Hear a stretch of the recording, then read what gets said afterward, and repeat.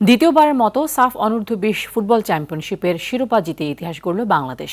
চিরপ্রতিদ্বন্দ্বী ভারতকে টাইব্রেকারে 4-3 গোলে হারিয়ে আবারও দক্ষিণ এশিয়ার শ্রেষ্ঠত্ব ধরে রাখল লাল সবুজের প্রতিনিধিরা। কাজী মাহিম হাসানের সহায়তায় জিএম মাহমুদের রিপোর্ট। সাফ অনূর্ধ্ব-20 চ্যাম্পিয়নশিপে টানা দ্বিতীয়বার শিরোপা জিতল বাংলাদেশ। ট্রাইবেকারে ভারতকে 4-3 গোলে হারিয়ে চ্যাম্পিয়ন হওয়ার গৌরব অর্জন করল বাংলাদেশের যুবারা। রোনান সুলিভানের ঠান্ডা মাথার সাহসী পানেনকা বাংলাদেশকে এনে দিল টানা দ্বিতীয় শিরোপা।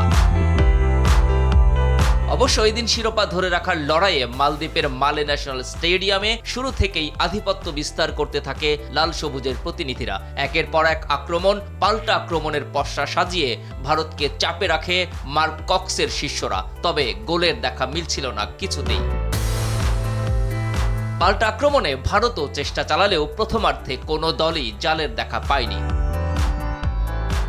বিরতি থেকে ফিরে আরো ক্ষুধার্ত হয়ে মাঠে নামে বাংলাদেশের যুবারা। আক্রমণের ধার বাড়িয়ে ভারতের রক্ষণ ভাগে বারবার হানা দেয় তারা। তবুও শেষ বাঁশি বাজার আগ পর্যন্ত গোলশূন্যই থাকে ম্যাচটি। ফলে শিরোপা নির্ধারণের ম্যাচ গড়ায় ট্রাইবেকারে। দারুণ স্নায়ুচাপ ধরে রেখে লড়াই শুরু করে মার্ক কক্সের শিষ্যরা। প্রথমেই ভারতের ঋষি সিং এর শট রুখে দিয়ে জয়ের পথ প্রশস্ত করেন গোলরক্ষক ইসমাইল হোসেন। একের পর এক নিখুঁত শটে এগিয়ে যায় বাংলাদেশ। এরপর দুই দলই আরো একটি করে শট জালে জড়াতে ব্যর্থ হলে চাপ বাড়ে।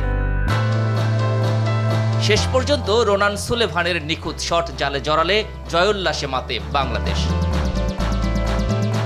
এদিকে সাফ জয়ে যুবাদের অভিনন্দন জানিয়েছেন প্রধানমন্ত্রী তারেক রহমান। ক্রীড়া প্রতিমন্ত্রী ঘোষণা দিয়েছেন আর্থিক পুরস্কারেরও। RTV